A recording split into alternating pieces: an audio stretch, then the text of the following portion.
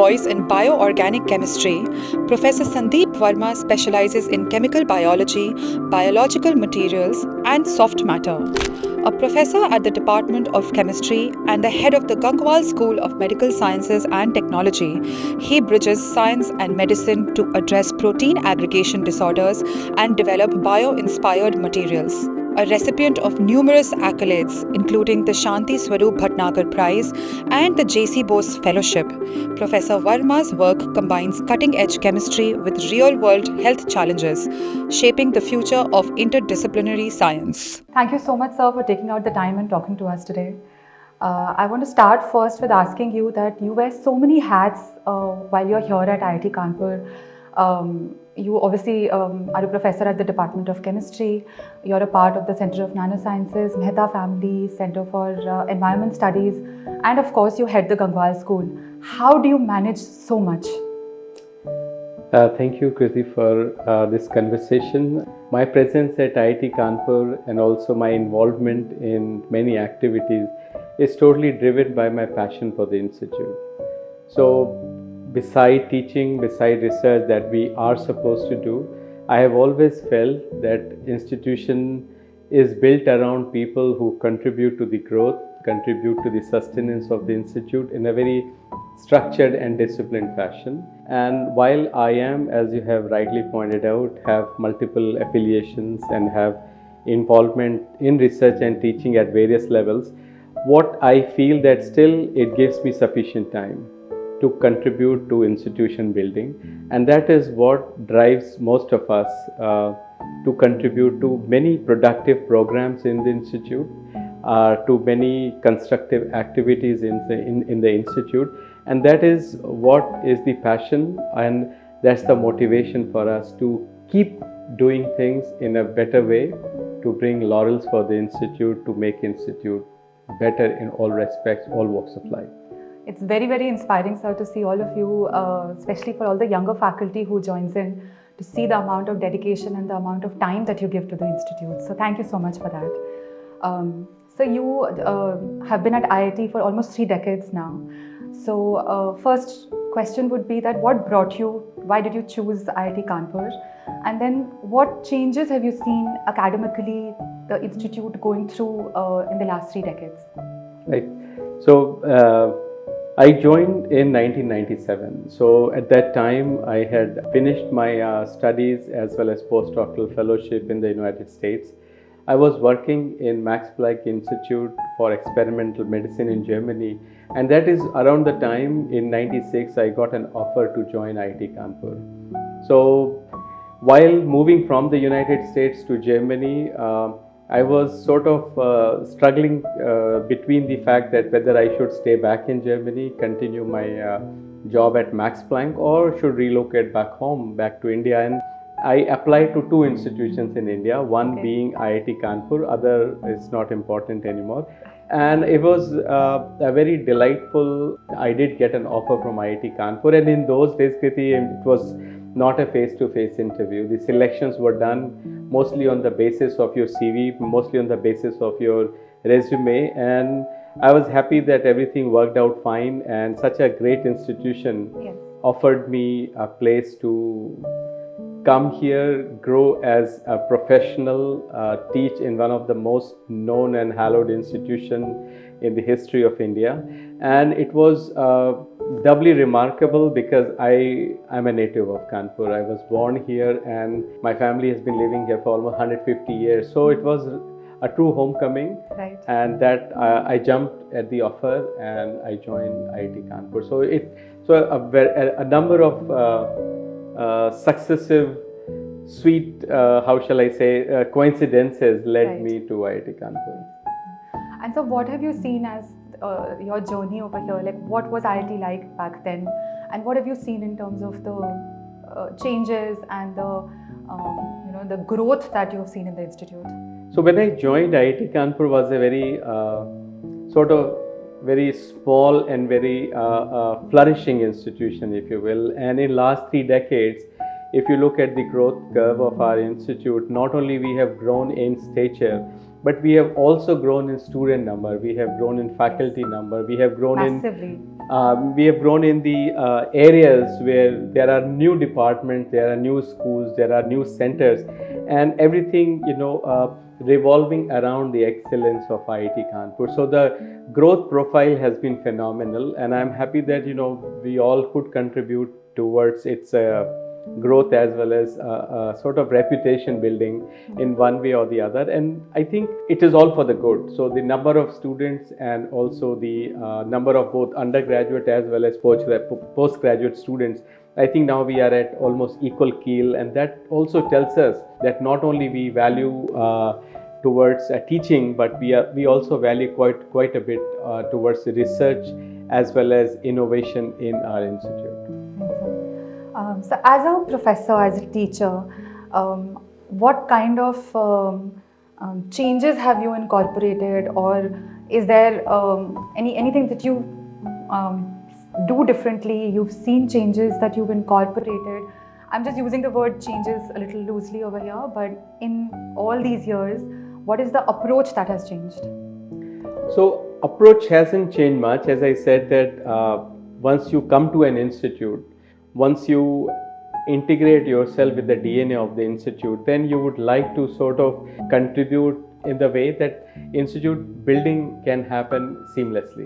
Right. So we have known how IIT Kanpur operates, how informal yet very focused atmosphere is present in the institute, how approachable people are, how talented students are, and how well we are judged not only nationally but also internationally. All when brought together automatically leads to certain interventions that allows you to go through these processes. Either it could be attracting best students, or getting a lot of funds for your research, or do the best teaching possible, and make a name for yourself and for the institute. So it is you don't plan for it, right, but as long as you go with the flow, having known the approach, how institute works, right, it allows you to come up with the right strategies. That's brilliant. Yeah. Absolutely.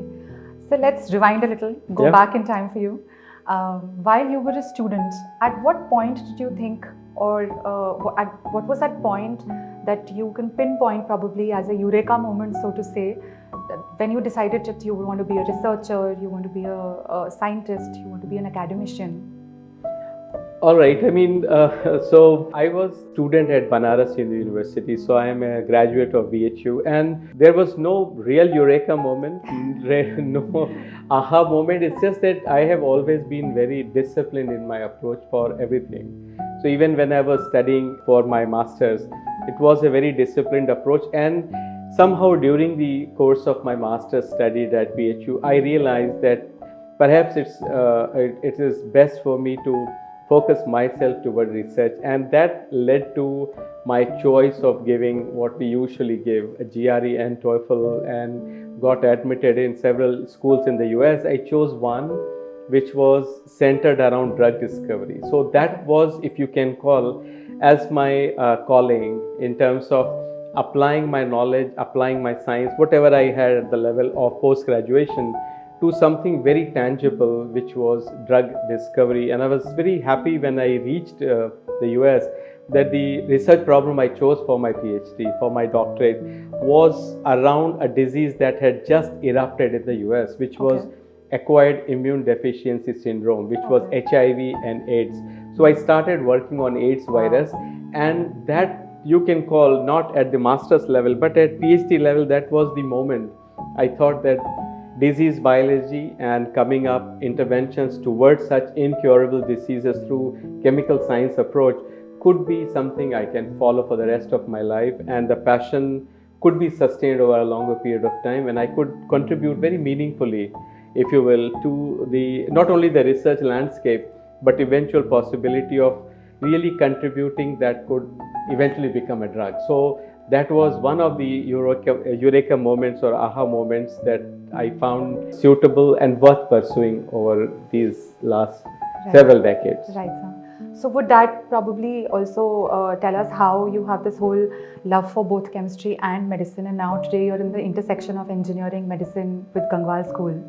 So when you came to IIT and joined as a professor, it's the Department of Chemistry. So in that teaching and in that those kind of core subjects that you're doing, how do you find that amalgamation? So to tell you the truth, I was by the time I finished my postdoc and also at Germany, in Germany, I was almost a fully trained biologist. And luck would have it, I was chosen to be part of chemistry department. IIT Kanpur did not have a biology department at that time. So you won't believe that that was my first job. That being at IIT Kanpur, I was asked to write a concept note for biological sciences and bioengineering.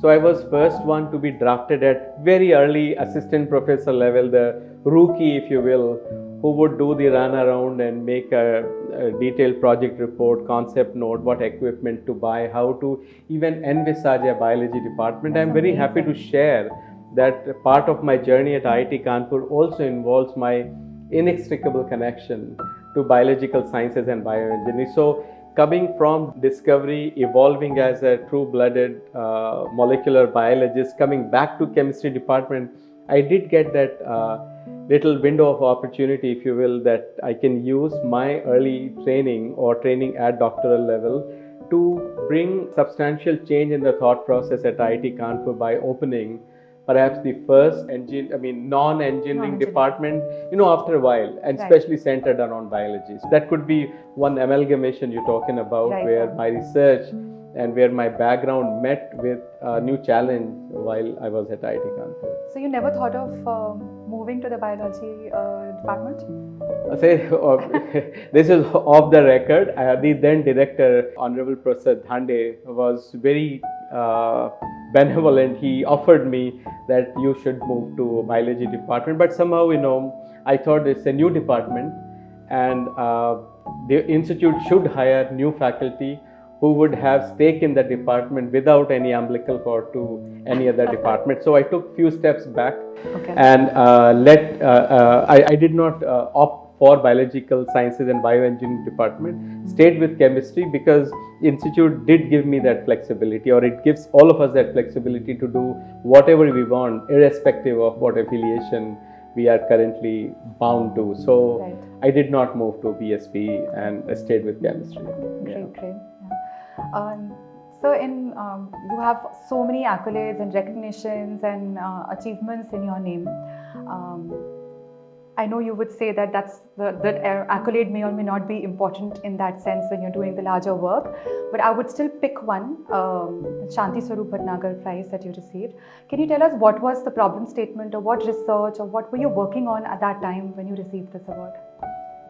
So, as I had mentioned before in our conversation, the whole research exercise in my group revolved around disease biology and coming up with chemical interventions for certain diseases. Once I returned around 2003, I joined in 97, I thought of a neurodegenerative disease, which is Alzheimer's disease, and I thought that Alzheimer's disease and the etiology of Alzheimer's disease and such neurodegenerative diseases could be a valuable target to study in the confines of IIT Kanpur, and also my expertise would be sufficient to make an inroad into this problem. And that was the first step towards doing something unusual which was not being done in India at the moment. And very proud to say, when we started work on neurodegeneration, especially coming from chemical sciences, I was perhaps the pioneer in that area. And for last 20 plus years,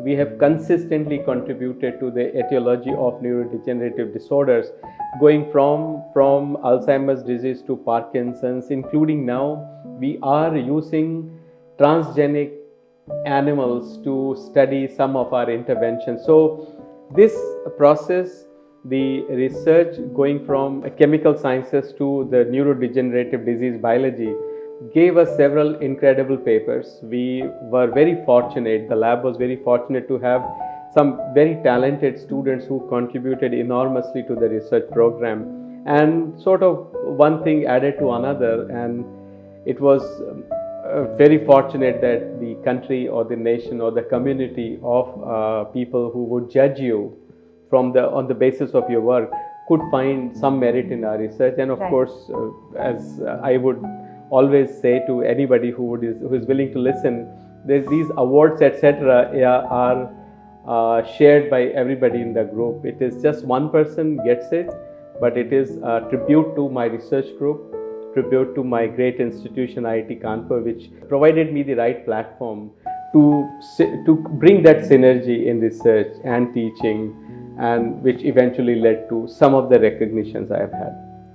So that's very humble of you to say that. So we'll rewind one more time. Okay. When you were a BTech student, apart from being disciplined, what was your student life like? So I was in BHU, right? So my bachelor's was very, nothing special. So getting up, going to classes and just freaking out in the evenings, talking to friends. But it was thoroughly enjoyable because it was a beautiful campus, yes. BHU, and lot to offer, a lot of extracurricular activities that I could indulge in. So it For was example, what kind of activities? So I used to swim quite a bit. So I was a good swimmer, and BHU had a very nice swimming pool. So I fondly remember both in morning and evening slots were sort of fixed for me to go and swim, and that was one of my great pastimes. I also dabbled in field hockey, but I was not very good at it, I must admit. But then it gave us a sort of way to just meet with friends, do Absolutely. Something away from classes, studies, as well as your regular pedagogical exercise. So it was good content. I mean, I was contented being a graduate student at BHU. Yeah. And what kind of extracurriculars, if you have the time anymore, do you indulge in now? Right now, I mean, the extracurricular activities, I read quite a bit. I am an avid reader, so anything I can lay my hands at, I would read. Other than that, I am very much into music. I don't play music, but I have a very solid ear for music. Okay. I can listen almost anything from very routine, mundane Bollywood tune to something very magical, Western classical. So I appreciate, both sounds as well as not just instrumental, but also vocal quite a bit. So music has been my, the food which I have fed my soul with, and I really am good. I have good collection of various music. So what would be your favorite genre of music? My favorite genre of music is still strings. I mean, if I listen to instrumental, that gives me enormous pleasure, because that gives you, really these sounds that are unfiltered. They are not fettered with vocals. At times I find them, sort of too overpowering over the instrumental. So my genre is then again Western classical is something I prefer. Strings that I really like. So a good violin piece would be something I would really like.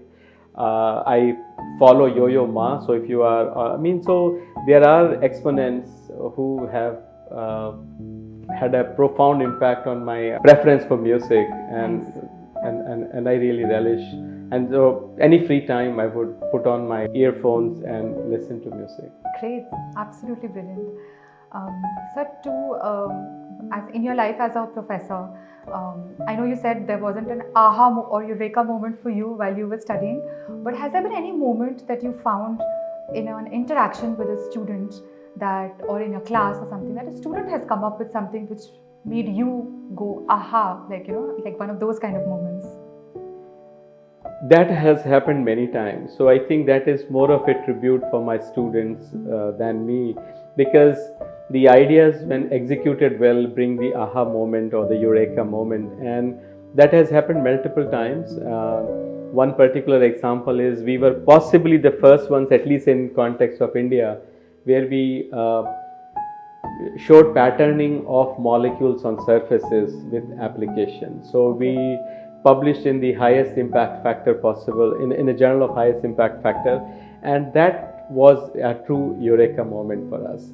While moving away into disease biology, looking at certain aspects of neurodegeneration, the breakthroughs that we have had in the lab, that brought quite a bit of joy as well as intellectual curiosity when they were executed well. And finally, more recently, one of my students was able to create an insulin which is thermostable. So usually insulin has to be kept in under refrigeration but we have come up with an insulin that is rock stable at 65 degrees centigrade. Okay. And we took a patent out of it. We have a host of patents now. Amazing. We also have a biotech startup which is incubated at IIT Kanpur. I am the sort of what you can call as director of that startup. Right. And now we are in process of speaking to certain pharmaceutical companies if they could be enticed or made interested in looking at our invention, to look at our invention, to make it better, to make it of a quality or a formulation that can be commercially viable.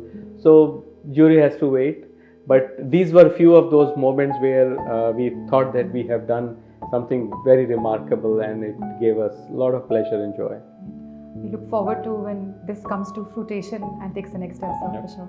When you take a class, sir, when there is a first class of the first new batch of students, what does that class look like for you? Taking classes has somehow been a passion for me. I really like to teach, really like to interact with younger students, and always I have found the first class is you would still get goosebumps. You would still think that it's a new journey, new lecture, new class, new a bunch of students who would come and face you. So it's challenging at times, given the fact that we attract the best students possible. So you have to be well prepared. So we are always on our toes, so that you don't enter a class half prepared, and that allows you to not only sharpen your skills in terms of research, but also bring something new from your research to classes. And I found that amalgamation, again to use your word, has been quite amazing, that you put quite a bit of your research acumen as well as research insights into teaching, making students little more than aware, more than what they had imagined, more than what they had read in their previous school. And that's what I like. Right. And that's what I strive for, and it's been a very satisfying journey so far. So I think most of our viewers who will be students watching this don't realize that when a professor does come to a class, they themselves also have to do a lot of preparation. But when how do you have to keep updating yourself for something like that, sir? When you're teaching the same classes or the similar subjects time and again, year on year, you still have to keep working towards it. So why and how? Our courses are fixed a year in advance, so I would know exactly what I will teach the next semester. Sure. So it gives me ample time to not only replace my notes or make it them better, or certainly we also rely on the feedback that we get. If there is a feedback on a particular topic which students felt it could have been explained better, then we'd like to sort of make or reform our style, reform the delivery as much as possible, so that the next time when we were to deliver the same content to eager students, we would do it in a slightly better fashion than what was done before. So a lot of these factors come into play: your own reading, then the feedback that you get from the students, and also whatever is contemporary, looking at the notes, looking at new books if they have come out, new explanations, or even new examples from journals, because Sure. most of higher level courses, 600 level courses, etc., require that lot of this modern breakthrough research is also brought to the classroom, and that's all is part of my strategy, so to say, to keep the students abreast of the latest developments while making yourself a better version of you than the last time. So that's an endless process as long as we are here and teaching students. Absolutely, Yeah. absolutely. And so what does a student have to do to impress you? Not much, actually. They have to just stand straight and smile at me, because students are a reflection. I particularly believe, because being a student myself some decades ago, that students are a reflection of who teaches them. So if we are honest, if we are happy, friendly with our students, with a certain degree of imbibing discipline and integrity, I think most of the younger generation responds back affirmatively. They are keen on emulating you, at least some of them. They are keen on following a path if they see value in your teaching, value in your research. You would have them looking at you very carefully and emulating. And very happy to again share with you, Kriti, that almost more than 15 of my students are themselves faculty at the moment Wow. in various That's amazing. institutions in India as well as in the US. That's amazing. So one of my students is assistant professor in United States of America in one of the universities. Many are full professors, dean of schools, etc. within India and other IITs as well.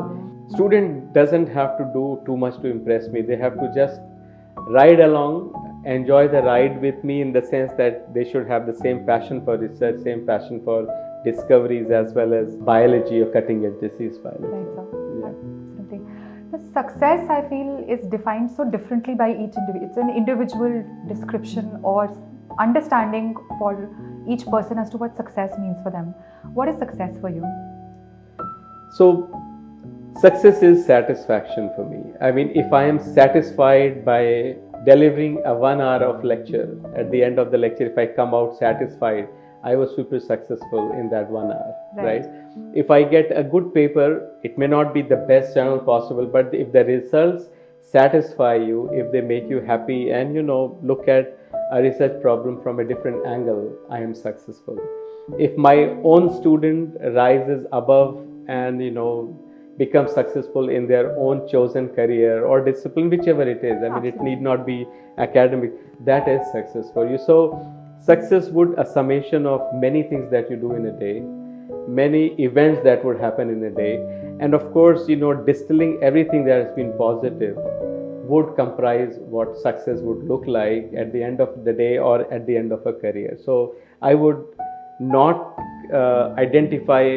very pinpointedly identify 1 or 2 moments as successful, but it is a continuum. It has to come with a lot of preparation, or success will come after a lot of preparation and a lot of discipline, and that is something to be remembered.